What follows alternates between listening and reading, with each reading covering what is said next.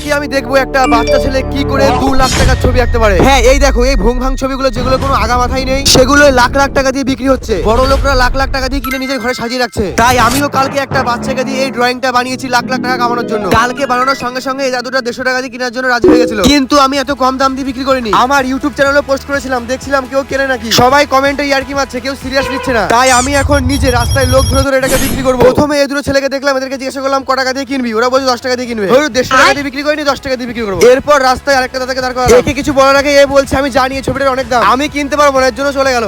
দাদু ছবিটা কিনবা? পেন্টিং অনেক টাকা দাম। আমি লেখাপড়া জানি বাবা।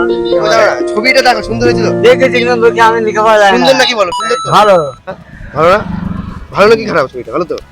অনেক বোঝানোর পরও 200 টাকা দিয়ে কেনার জন্য রাজি হয়ে গেল। ও বলছে এখন ওর কাছে 200 টাকাই আছে, কিন্তু আমি 200 টাকা দিয়ে এত দামি ছবিটা বিক্রি করতে পারবো না। শুনেও কষ্ট পেলো, কিন্তু আমার কিছু করার নেই। তারপরে দাদুকে জিজ্ঞাসা করলাম, দাদু বলছে 5 টাকা দেবে।